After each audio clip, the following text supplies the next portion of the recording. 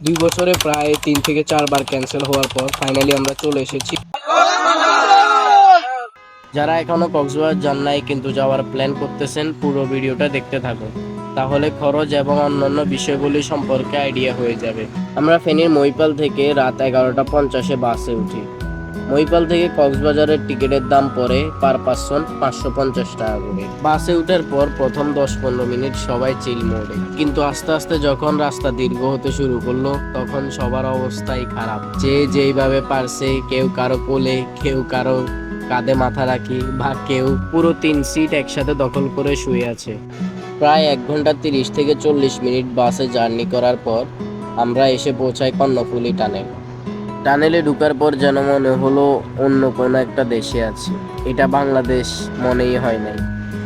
অবশেষে প্রায় 3.5 থেকে 4 ঘন্টা বাসে জার্নি করার পর আমরা এসে পৌঁছাই কক্সবাজার। বাস থেকে নেমে অল্প একটু হেঁটে আমরা চলে যাই ঝাড়ুতলা। ঝাড়ুতলায় আমাদের হোটেল নেওয়ার কথা ছিল। অনেক খোঁজাখুঁজি আর দর কষাকষির পর ফাইনালি আমরা হোটেল সি কুইনে 2টা রুম নেই। এই 2 রুমের একদিনের জন্য আমাদের ভাড়া পড়ে 4000 টাকা। এখন যেহেতু সিজন টাইম সেহেতু দাম একটু বেশি। সিজনে না হলে সেম 2 রুমের কস্ট পড়তো 2700 থেকে 2800 টাকার মতো। হোটেলে ঢুকতে ঢুকতেই সকাল 6টা বেজে যায়। সকাল 6টা থেকে 10:30 পর্যন্ত সবাই একটু ঘুমায়, যেহেতু কালকে সারা রাত কোনো ঘুম হয় নাই। ঘুম থেকে উঠে সবাই হোটেল থেকে বের হয়ে হালকা পাতলা নাস্তা করে নেই প্রথমে।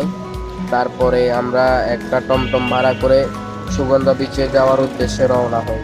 ঝাড়ুতলা থেকে সুগন্ধা বিচ পর্যন্ত প্রতিজনের ভাড়া পড়ে টমটমে করে 10 টাকা করে। যাওয়ার সময় সবাই খুশিতে তাসিফ খানের গান গাওয়া শুরু করলো। বসে না শহরে, ইট পাথরের নগরে, তাই তো আইলাম সাগরে, তাই তো আইলাম সাগরে। আমার মন বসে না শহরে, ইট পাথরের নগরে, তাই তো আইলাম সাগরে, তাই তো আইলাম সাগরে। 8 থেকে 10 মিনিট টমটমে চড়ার পর ফাইনালি আমরা চলে আসলাম সুগন্ধা বিচে। সুগন্ধা বিচে এসে সমুদ্রের হাওয়া আর সমুদ্রের নোনা পানি শরীরে লাগা শুরু করলো, তখনই যেন শরীরের সব ক্লান্তি দূর হয়ে গেল। বিচ থেকে টায়ার ভাড়া পাওয়া যায়।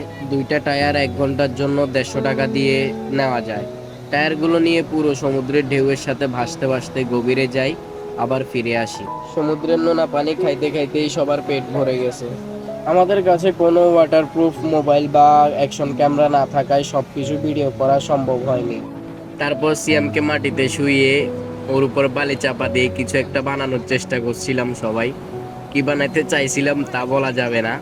বিচে অন্যদেরকে ফুটবল খেলতে দেখে একটু আফসোস হইতেছিল, কারণ সবার ঘরেই ফুটবল আছে কিন্তু কেউই জানি নাই। আজকের জন্য এই পর্যন্তই। পরবর্তী স্পটগুলো আপনাদেরকে ঘুরে দেখাবো অন্য একটি ভিডিওতে। যারা এই পর্যন্ত ধৈর্য সহকারে ভিডিওটা দেখছেন তাদেরকে অনেক অনেক ধন্যবাদ। আর লাইক কমেন্ট ফলো করতে ভুলবেন না।